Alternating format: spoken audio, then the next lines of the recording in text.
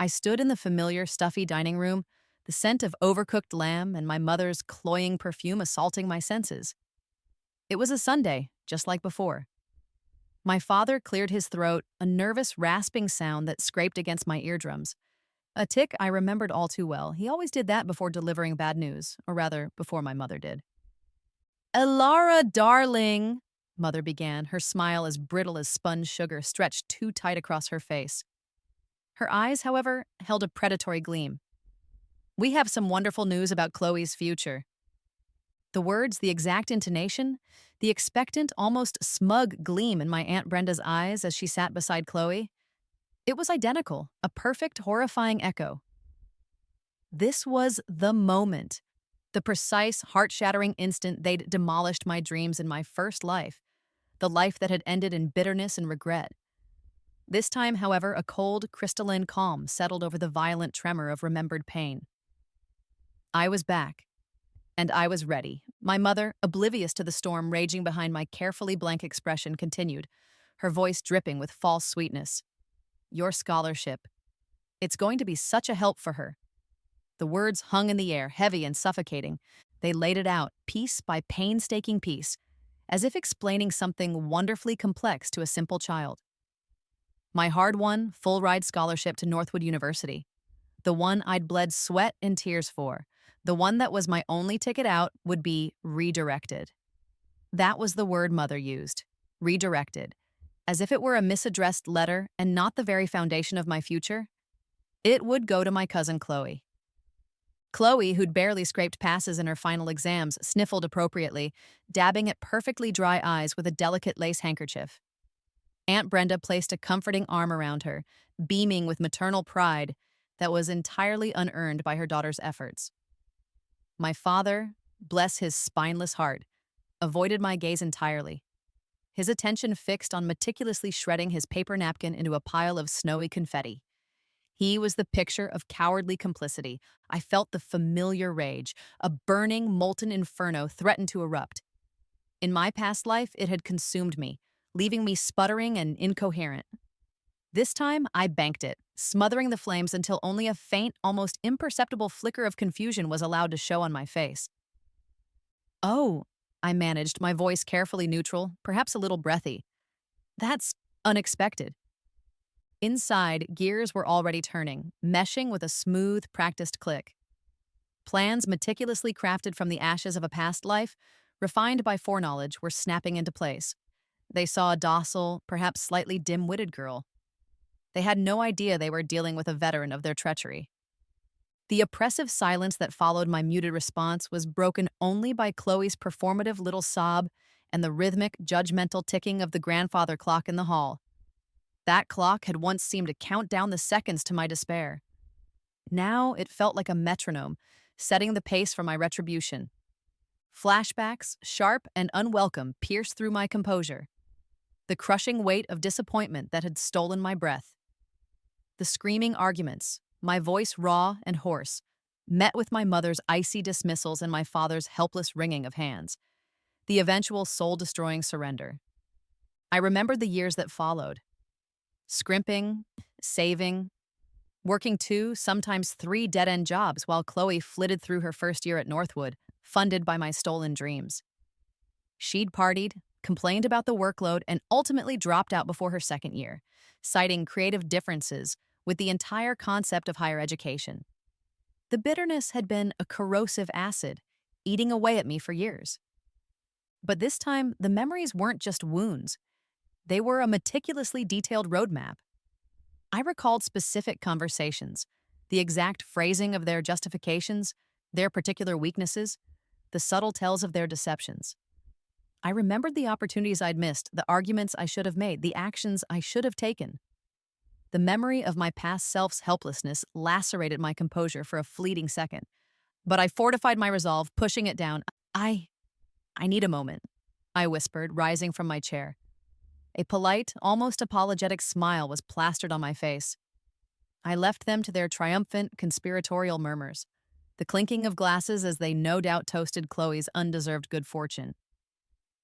As I walked out of the dining room, my back straight, my steps measured, I heard Aunt Brenda's stage whisper, dripping with condescension. She's taking it so well this time, Eleanor, so much more mature. Little did they know, the game had changed because one of the players knew all the moves in advance. Alone in the sanctuary of my small bedroom, the carefully constructed facade crumbled. I didn't weep. Tears were a luxury I couldn't afford, a weakness I wouldn't indulge. I strategized. The scholarship, the prestigious Atherton Merit Scholarship, had specific clauses, fine print I'd pored over countless times in my previous life, searching for loopholes that hadn't existed then, but which I could exploit now. I pulled out my old, slightly battered laptop, its familiar hum, a comforting counterpoint to the oppressive silence of the house. The cool, metallic scent of its casing, the faint glow of the screen illuminating my determined face in the growing darkness. These were the tools of my new war. My fingers flew across the keyboard, swift and sure. Emails were drafted, encrypted files accessed, alternative plans I'd already set in motion weeks ago in this new timeline, anticipating this exact betrayal, were reviewed and confirmed. I had learned. Oh, how I had learned. An email pinged softly. A discreet notification. It was from an anonymous, encrypted address I recognized. A lifeline I'd cultivated precisely for this eventuality. A contact from a world they couldn't even imagine. The subject line was blank. The body contained only 3 words. Phase 1 initiated. A grim satisfaction settled in my chest. Let them celebrate. Their victory would be short-lived.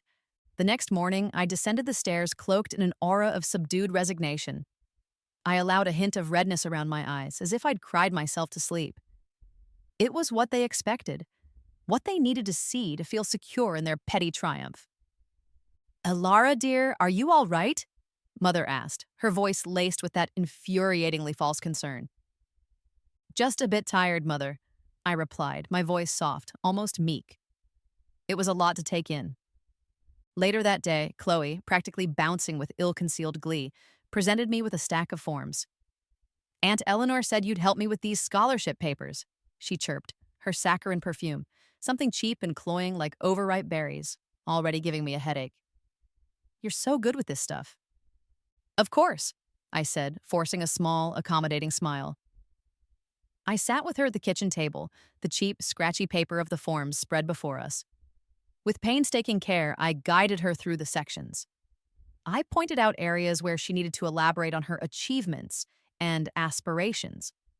Unbeknownst to her or my hovering mother and aunt, I steered her towards answers that, while seemingly adequate, would highlight her glaring unsuitability when juxtaposed with the scholarship's stringent merit criteria.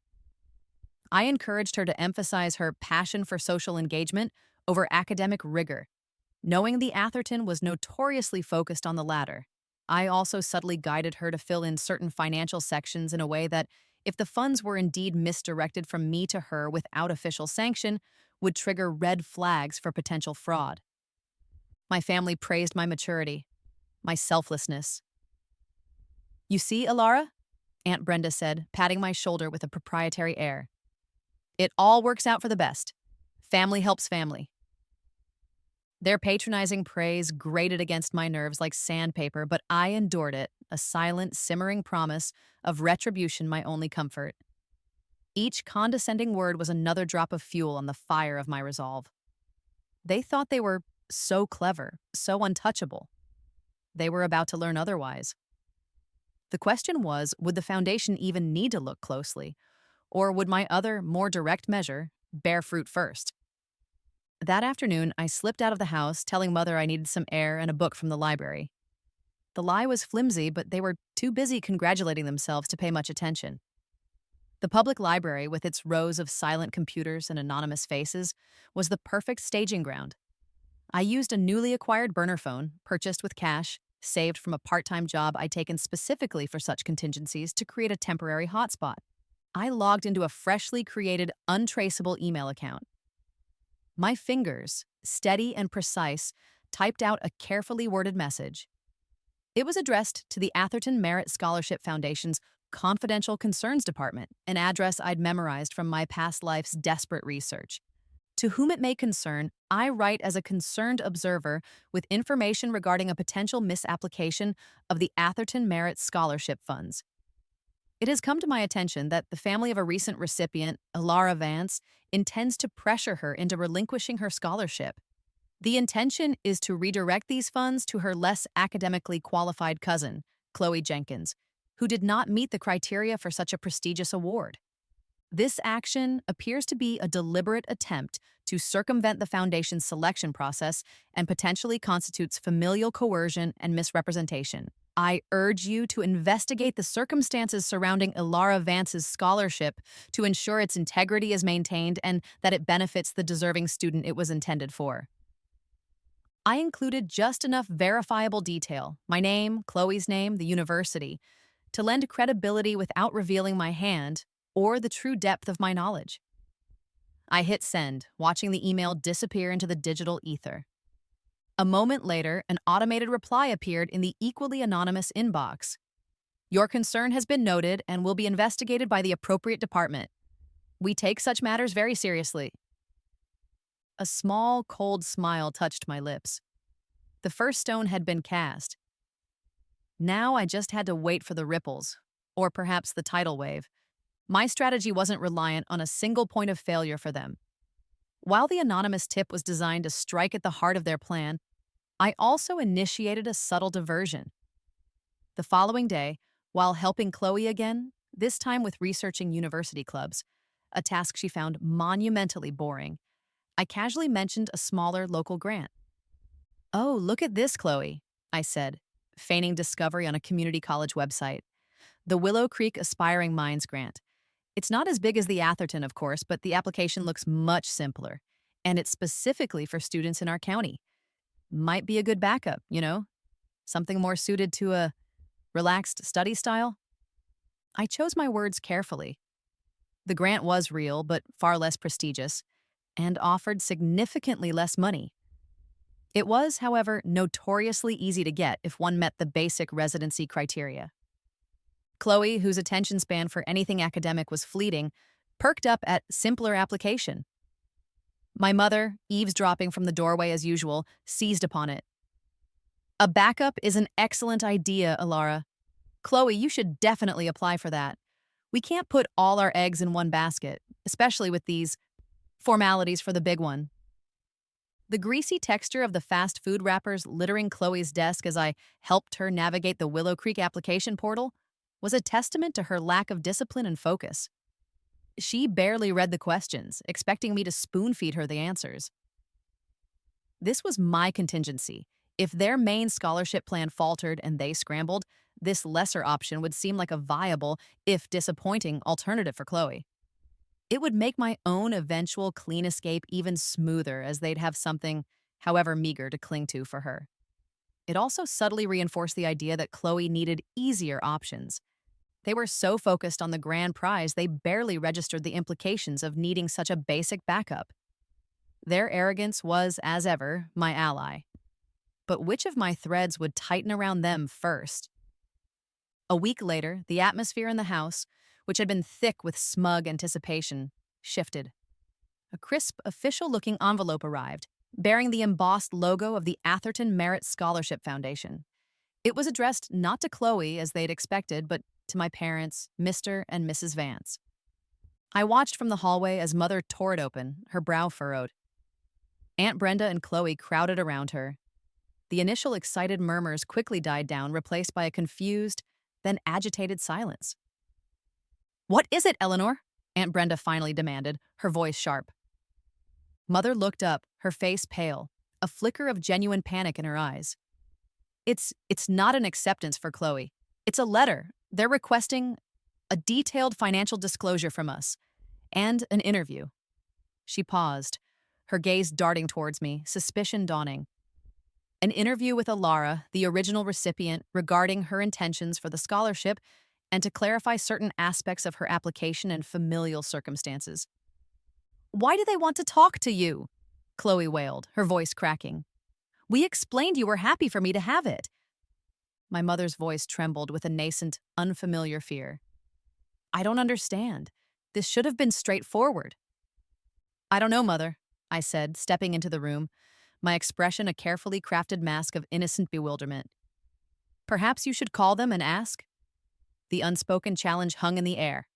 Their carefully laid plans were already beginning to unravel. The call to the Atherton Foundation did little to soothe their frayed nerves. If anything, it amplified their anxiety. The administrator on the line had been polite but firm, reiterating the need for the interview with me and the submission of their financial records.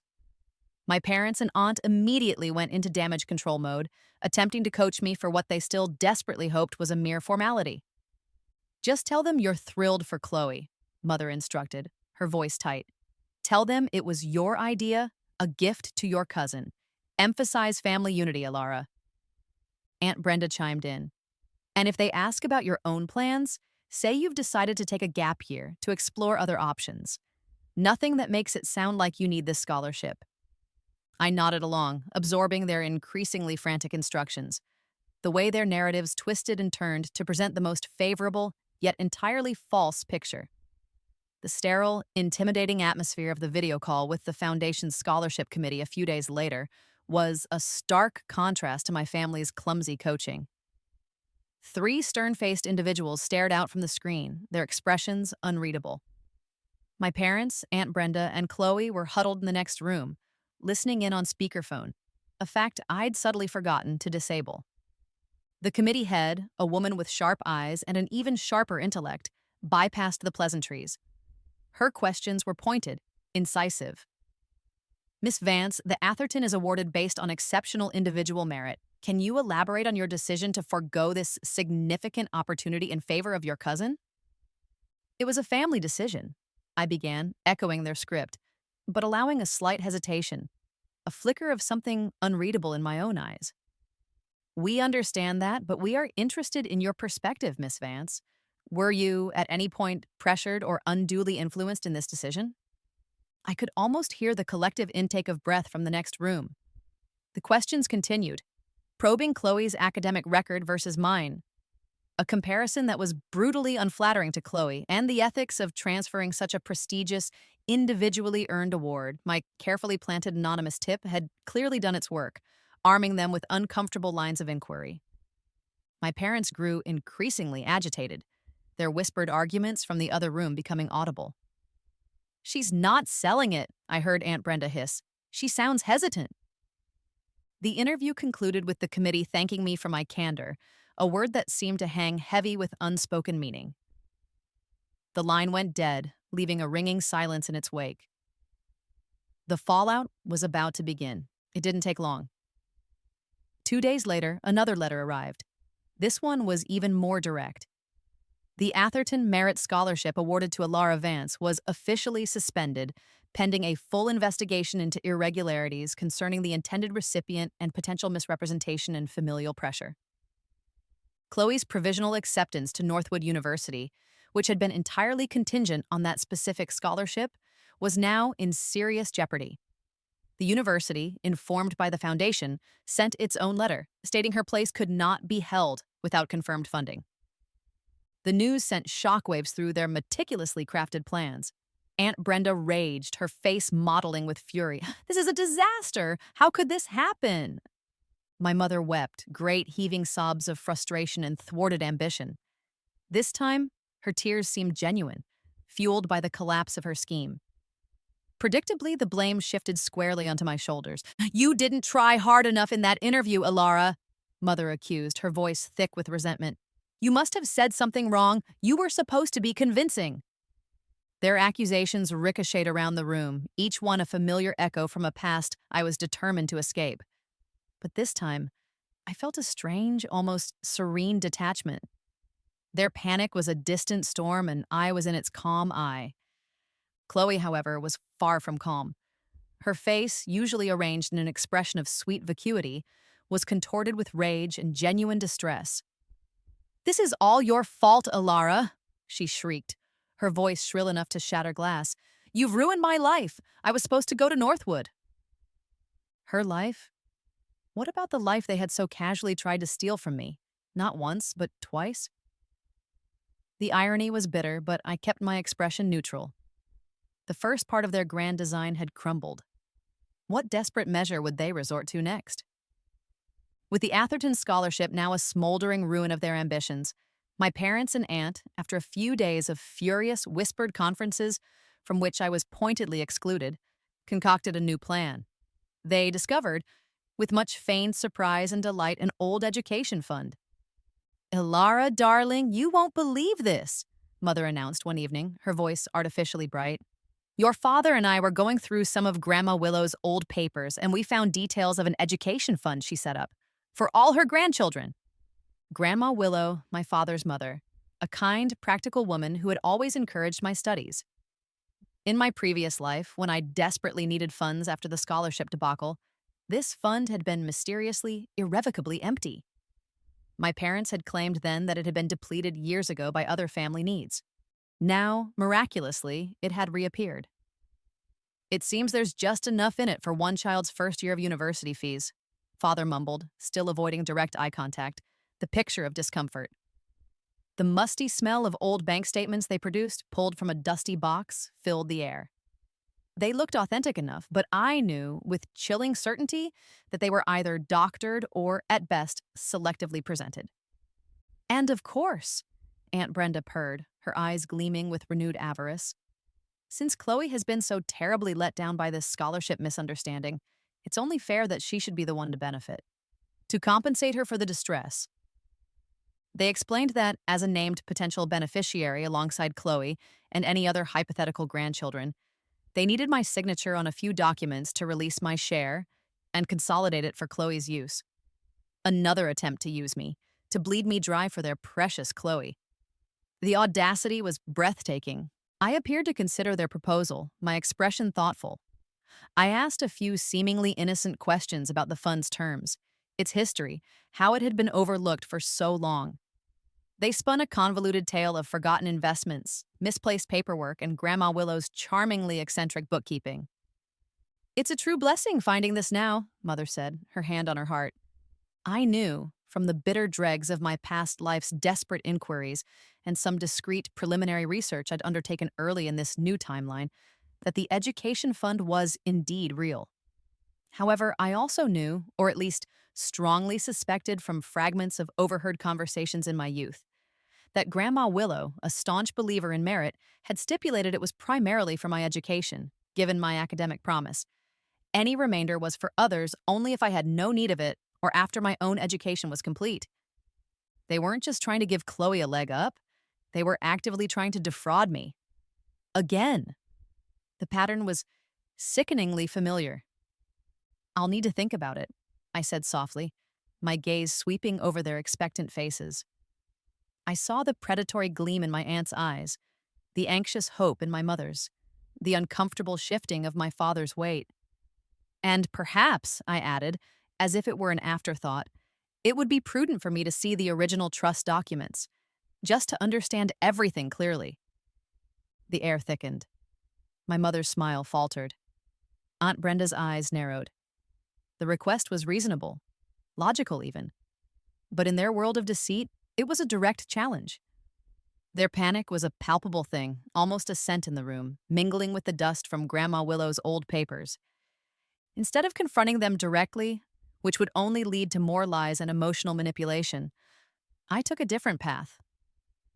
The next morning, I feigned a dental appointment and took a bus downtown. My destination was a small, unassuming law office. Valerie Hayes, attorney at law. Valerie Hayes was a sharp, young attorney, barely 10 years older than me. I'd identified her in this new life through careful research. She had a burgeoning reputation for her pro bono work with students and a fierce dedication to justice, particularly in cases of exploitation. I'd met her briefly at a university careers fair I'd attended months ago, using my foreknowledge of guest speakers to be in the right place at the right time. I'd asked a few intelligent questions, made a minor impression. It was a long shot, but it was better than facing them alone. I sat in her neat, book-lined office, the scent of old paper and brewing coffee, a comforting contrast to the stale deceptions of my home. I laid out my situation: the Atherton scholarship debacle, the sudden appearance of Grandma Willow's education fund, and my strong suspicions of coercion and potential fraud. I didn't mention my rebirth. I framed it as astute observation and a deep-seated unease. Valerie listened intently, her intelligent eyes missing nothing. She asked pointed questions, her pen scratching notes on a legal pad. When I finished, a small, determined smile played on her lips. "This is quite the situation, Alara," she said. "The attempt to divert the Atherton was audacious enough. This business with the family trust, if your grandmother's intentions were indeed as you suspect, is deeply concerning." A sense of empowerment surged through me as I laid out the facts, no longer a helpless, voiceless victim, but a client seeking rightful representation. I wasn't just fighting for myself anymore, I was fighting for the integrity of my grandmother's wishes. Valerie agreed to take my case, starting with a formal request for the trust documentation. The fee was surprisingly reasonable, almost symbolic, covered by savings from my clandestine part-time job. Hope, a fragile but persistent bloom, began to unfurl within me. 2 days later, a sleek, cream-colored envelope arrived at our house, addressed to Mr. and Mrs. Thomas Vance. It bore the crisp, embossed letterhead of Valerie Hayes, Attorney at Law. I watched, feigning surprise, as my father opened it, his brow furrowed in confusion. The letter was polite but unequivocally firm. It stated that Miss Hayes had been retained by me, Elara Vance, to represent my interests concerning the estate of the late Willow Vance, specifically the Education Trust. It formally requested full and immediate access to all original trust documents, deeds, and statements pertaining to said fund, citing my rights as a primary beneficiary. It also, almost as an aside, mentioned that Miss Hayes's office was concurrently reviewing the circumstances surrounding the attempted redirection of the Atherton Merit Scholarship awarded to Miss Vance. The effect was instantaneous and dramatic. My father's face, already pale, turned a ghastly shade of gray. He sank into a nearby chair as if his legs could no longer support him. My mother snatched the letter from his trembling hand, her eyes scanning it wildly, her carefully constructed composure shattered. "A lawyer?" she shrieked, her voice rising to a hysterical pitch. "You hired a lawyer against your own family, Alara? How could you? Bringing outsiders into private family matters." Aunt Brenda, who had arrived for her daily dose of scheming, read the letter over Mother's shoulder, her face contorting into a mask of fury. "That ungrateful little viper! After everything we've tried to do for her cousin." The crisp, expensive paper of the lawyer's letter, a stark contrast to their usual household bills, seemed to mock their outrage. The acrid scent of my mother's fear sweat, a smell I was becoming increasingly familiar with, permeated the room. Their carefully constructed world of entitlement and manipulation was beginning to crumble, brick by deceitful brick. The power dynamic had subtly but irrevocably shifted. They were no longer dealing with a pliable child. They were dealing with the law. The pressure mounted with astonishing speed. Valerie Hayes was nothing if not efficient. Within a week, armed with the legal authority I had granted her, she had managed to unearth Grandma Willow's actual will and the original trust stipulations from the county probate records. The documents were unequivocal. The education fund was, as I had suspected, established with me, Elara Vance, as the primary and prioritized beneficiary. Funds were to be allocated for my complete undergraduate and, if desired, postgraduate education. Only any remaining balance, after my educational needs were fully met and I had formally declined further use, could then be considered for other grandchildren, and even then, under specific, limited conditions. There was no provision for simply signing over my share.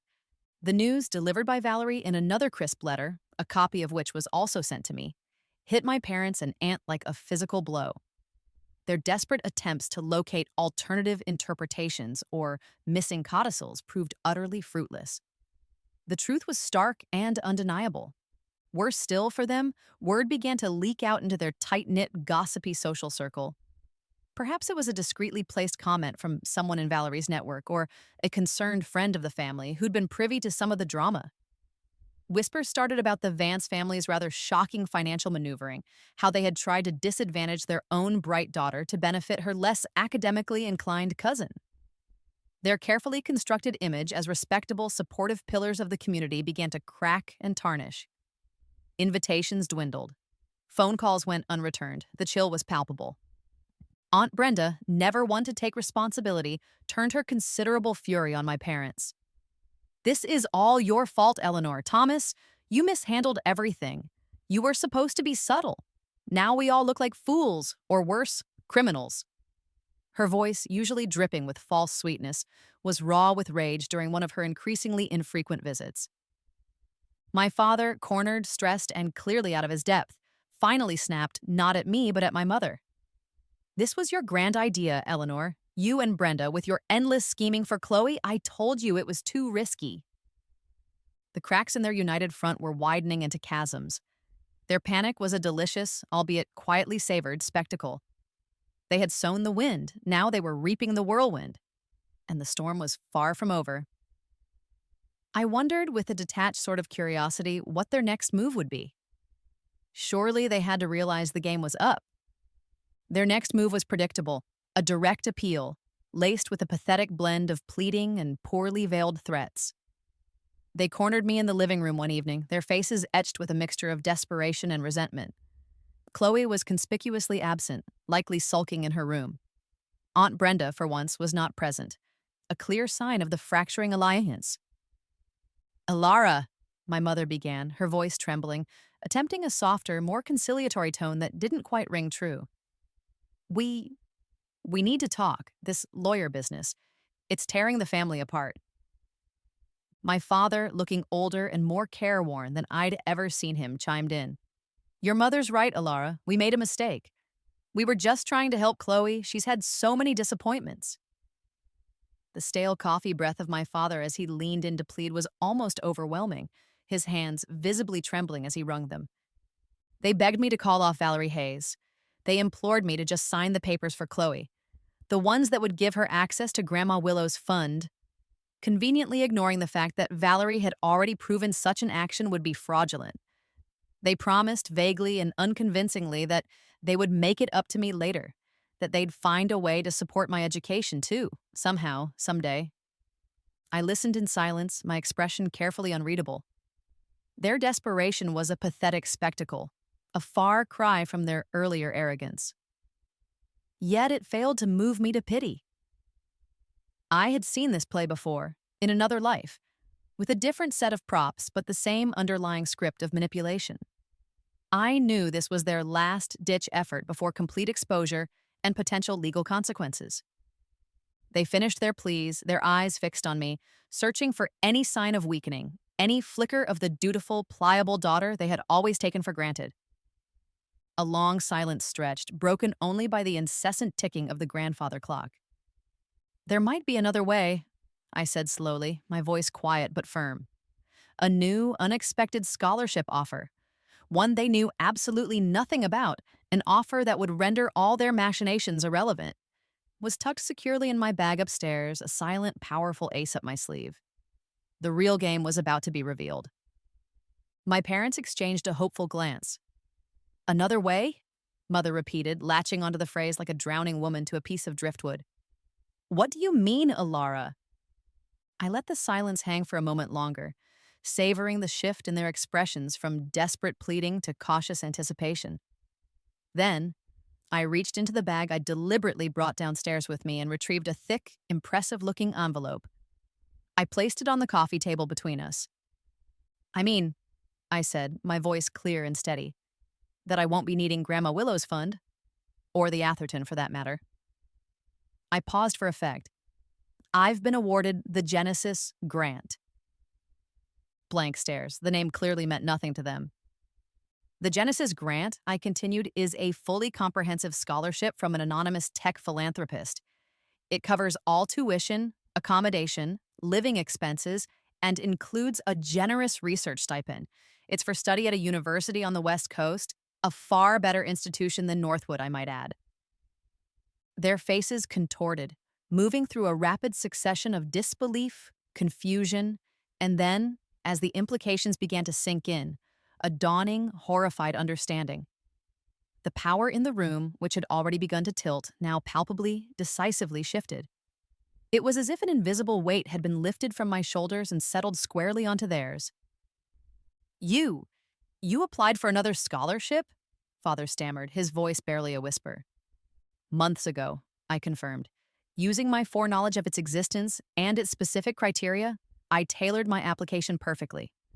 This wasn't a backup plan. This was the plan. My true ace.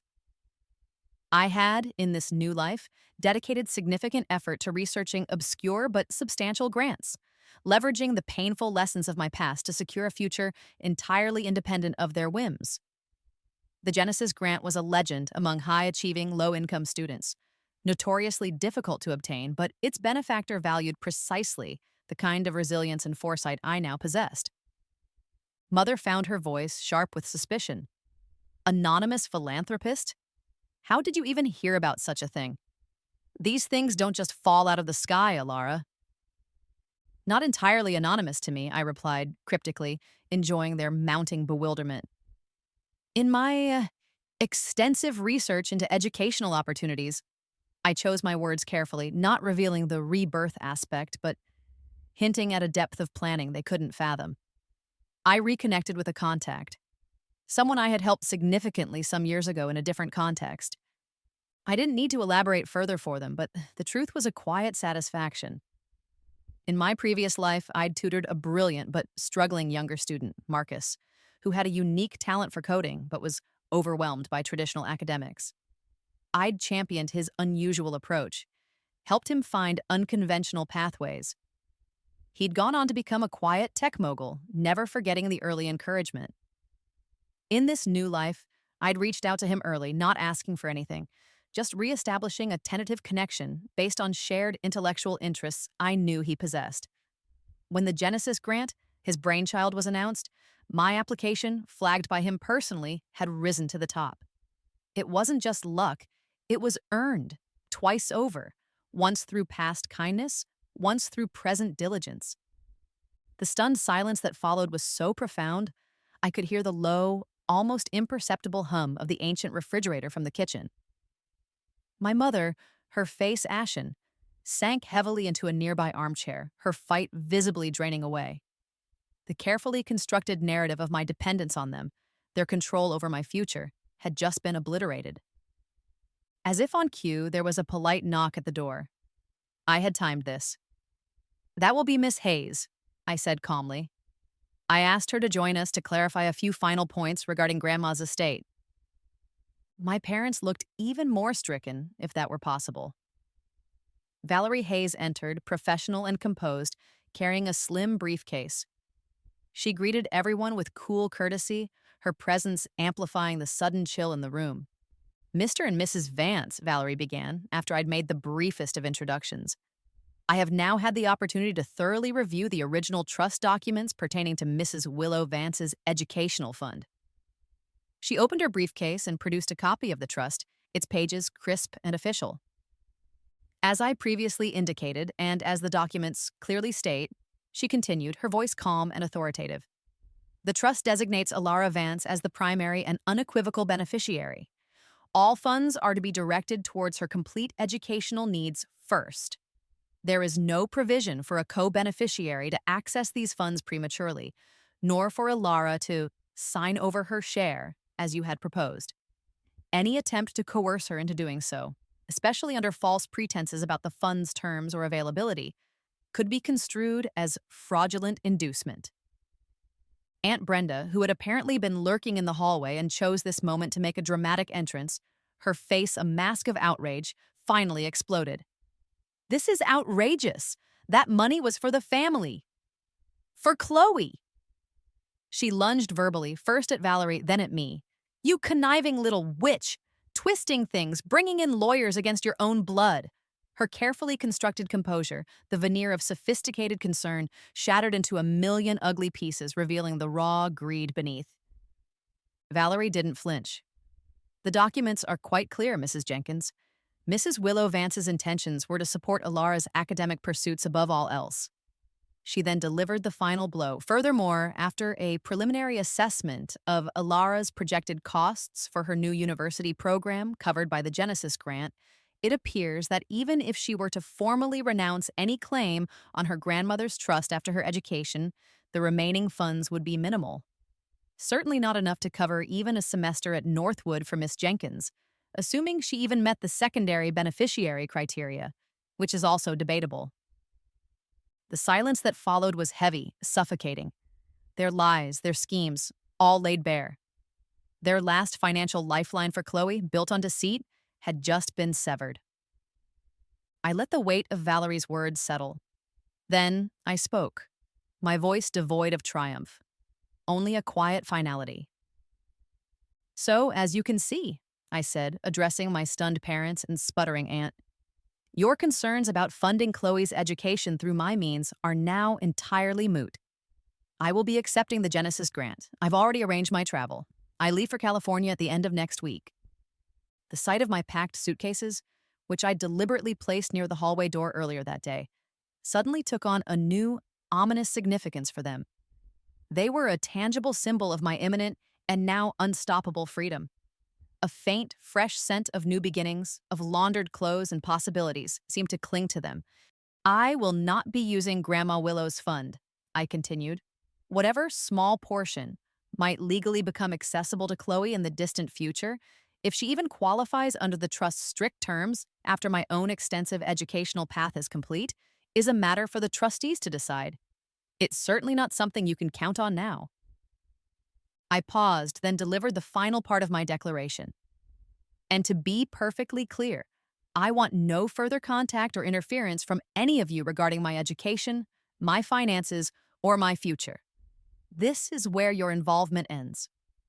My mother finally broke. Tears, real ones this time, streamed down her face. "You can't just leave," she cried, her voice a raw wound. "We're your family. You can't just abandon us." Abandon them? The irony was almost too much to bear. But the time for irony, for anger, even for satisfaction was passing. All that remained was the quiet, resolute execution of my escape. The days leading up to my departure were thick with a cloying, desperate tension. Aunt Brenda had vanished after the disastrous meeting with Valerie, presumably to lick her wounds and plot new, unrelated schemes. Chloe remained holed up in her room, emerging only for meals, which she ate in sullen silence, shooting daggers at me with her eyes.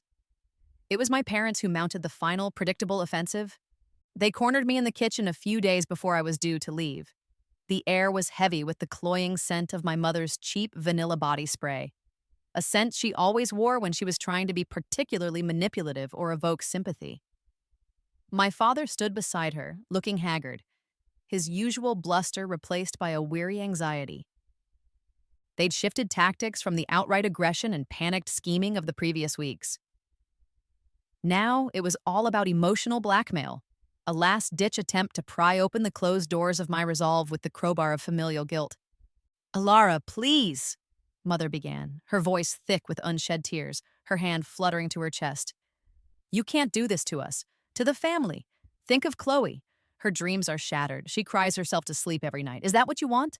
My father chimed in, his voice a low rumble of strained sincerity. "We know we made mistakes, Alara. We see that now. We were misguided. We only ever wanted what was best. Perhaps we just went about it the wrong way." The tremor in his voice, as he tried to sound paternal and apologetic, only sounded desperate and hollow. They painted a bleak picture of Chloe's ruined future, subtly implying it was all my fault for not being more accommodating, for not sacrificing my own ambitions on the altar of her desires. They apologized, in vague, sweeping terms, for the misunderstanding, for the pressure they now admitted they'd applied. Their apologies felt like counterfeit coins, shiny on the surface but worthless underneath. They weren't sorry for what they'd done, only sorry that they'd been caught and that their plans had failed so spectacularly. They were sorry for the consequences they now faced. I listened patiently without interruption, my hands resting calmly on the kitchen counter. I let them exhaust their repertoire of guilt trips, their carefully rehearsed expressions of remorse, their pleas for reconsideration. In my past life, this onslaught would have worn me down, chipped away at my resolve until I crumbled. But I was no longer that fragile, easily swayed girl. When they finally fell silent, their faces expectant, their eyes searching mine for any sign of weakening, any flicker of the dutiful, pliable daughter they still, incredibly, hoped to find, I took a slow breath. "I understand you're upset," I said, my voice quiet but firm, devoid of the anger or bitterness that had once consumed me. It was the calm of a battlefield after the decisive victory, the quiet of a settled conviction. You made your choices, not just recently, but consistently. You prioritized Chloe's wants, her whims, over my future, my needs, my hard work. Not once, but twice in my memory, you actively tried to take what was mine. I looked directly at my mother. You lied to me about the Atherton. You tried to manipulate me into giving it up. Then, at my father, you stood by and let it happen, both times. I continued, my gaze sweeping over both of them. You then attempted to defraud me of my grandmother's legacy, a fund specifically intended for my education. You were prepared to sabotage my entire future for Chloe's benefit based on lies and entitlement. I paused, letting the unvarnished truth hang in the air between us. So, no, I said, the word clear and unequivocal. My answer is no. I will not change my plans. I will not fix this for you. I will not be your safety net, nor will I be Chloe's. She will have to find her own way, just as I have been forced to find mine. The word no felt solid, an unshakable foundation upon which I was already building my new life.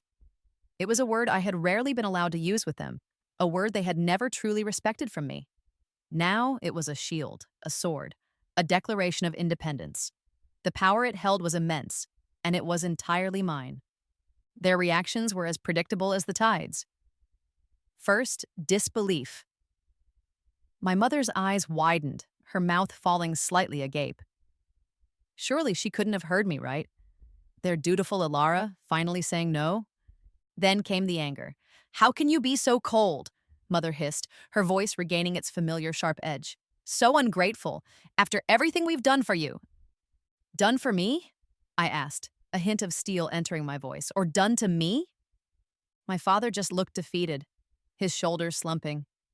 He seemed to shrink before my eyes, the fight draining out of him replaced by a weary resignation. Perhaps, on some level, he knew they deserved this. The pleading started again, more frantic this time, more desperate. Ilara, please, just think about it. Don't throw your family away, my mother begged, tears now openly streaming down her face. What will people say? I have thought about it, I replied calmly, for a very long time. And I am not throwing my family away. I am removing myself from a toxic dynamic that has only ever sought to exploit me. As for what people will say, I imagine they're already saying quite a lot thanks to your own actions. I reiterated that my decision was final, I was leaving. I would be focusing on my studies and my future. And no, I would not be sending money back. Ever. The unspoken expectation that I would eventually become their financial support once I was successful was another chain I was determined to break before it could even be forged. My mother, in a last, desperate gambit, clutched her chest dramatically, her breath catching in a theatrical gasp. If you walk out that door, Ilara, she choked out, her eyes wide with feigned distress, you'll give your mother a heart attack. You wouldn't want that on your conscience, would you? I paused, my hand on the doorknob of the kitchen, ready to leave the room. Was this another act? Or was the stress genuinely getting to her? For a fleeting second, a sliver of old conditioning, of ingrained concern, pricked at me. But the moment passed. I had seen too much, endured too much. Her theatrics, which might have once sent me rushing to her side in a panic, now felt transparent, manipulative. Mother, I said, my voice calm, almost gentle but unyielding. If you genuinely feel unwell, you should sit down and Father can call a doctor. Stress can indeed have physical effects. I met her gaze directly, but using it to try and control me one last time will not work. Then, I turned the knob. The click of the latch disengaging was a small, definitive sound. I opened the door and walked out of the kitchen, leaving them amidst the wreckage of their failed manipulations. I didn't look back. The sounds of their renewed outrage, my mother's wails of, how could she? And my father's helpless murmurs faded behind me as I walked down the hall towards my room, towards my packed bags, towards my future. The next morning, the taxi I'd booked arrived punctually. I carried my own bags to the curb. My parents stood in the doorway, silent. their faces a mixture of anger, defeat, and perhaps a dawning, unwelcome understanding of what they had lost. Chloe was nowhere to be seen. No tearful goodbyes. No false promises of staying in touch. As I settled into the back seat of the taxi, I didn't look back at the house. The click of the car door closing behind me was another satisfying sound. A final seal on a chapter of my life I was more than ready to close. The sudden rush of cool, fresh morning air on my face as the car pulled away from the curb felt like a benediction, a stark contrast to the suffocating atmosphere I was leaving behind. A profound sense of peace, hard-won and deeply cherished, settled over me. The heavy, invisible chains of familial obligation, of guilt and expectation, had finally, irrevocably broken. I was free. 5 years later. The California sun warmed my face as I stood on the balcony of my penthouse apartment, a gentle sea breeze carrying the distant sound of waves and the faint, salty tang of the Pacific. Below me, the glittering expanse of the city stretched out, a vibrant tapestry of light and life. The panoramic view was breathtaking, a daily reminder of how far I'd come. The neon glare of the city at night, which I often watched from this very spot, was no longer intimidating, but a symbol of energy and opportunity. I had not just survived, I had excelled. Fueled by the Genesis grant and an unshakable determination forged in the fires of betrayal, I'd devoured my studies at the prestigious Coastal University. My research in sustainable technologies had garnered attention, leading to a coveted position with an innovative green tech company straight after graduation. Now, at 26, I was a lead project designer working on solutions that genuinely made a difference. My apartment was minimalist but comfortable, filled with light and art that I loved.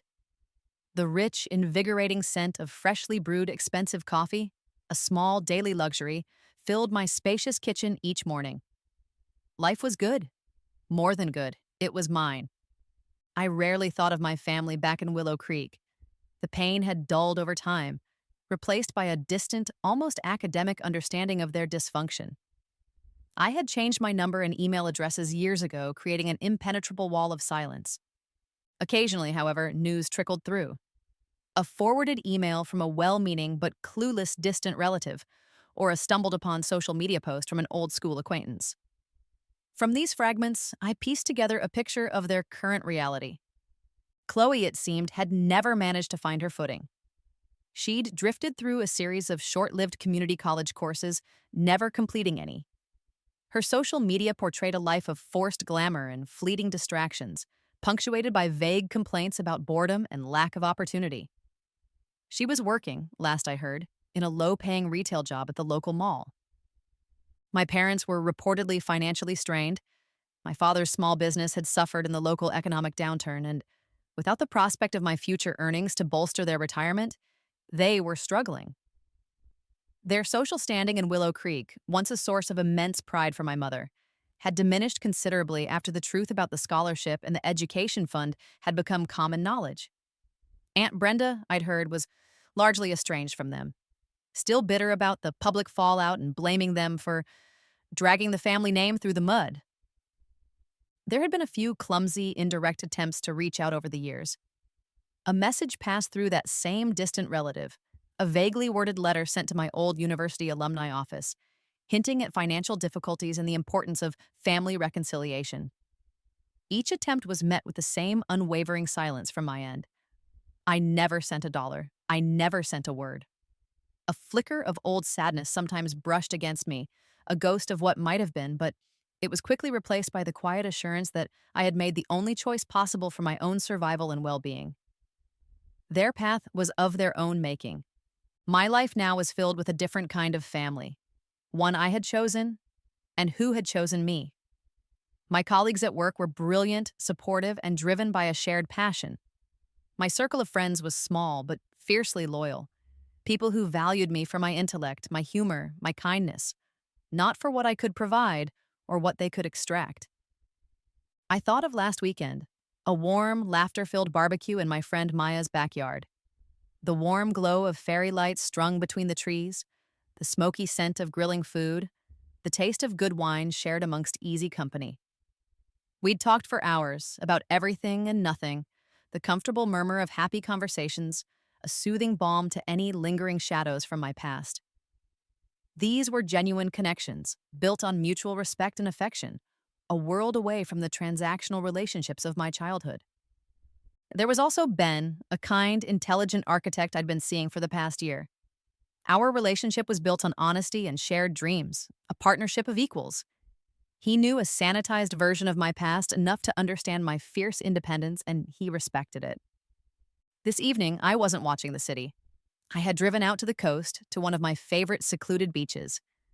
The sun was beginning to dip below the horizon, painting the sky in fiery strokes of orange, pink, and violet. The rhythmic sound of the waves crashing onto the shore was a soothing mantra. I sat on a weathered driftwood log, the gentle caress of the sea breeze cool on my skin. I had not only survived their betrayals, but I had built a life of purpose, joy, and profound peace. The memories of their greed, their manipulations, no longer held the power to wound me. They were just distant echoes, reminders of battles fought and won, of a life reclaimed from the ashes of their selfishness. My heart felt light, unburdened, expansive as the ocean before me. I was finally, truly, irrevocably free. The future stretched out, as vast and full of promise as the sunset-drenched horizon. And every single dollar I earned, every success I achieved, every moment of happiness I experienced was entirely, wonderfully my own.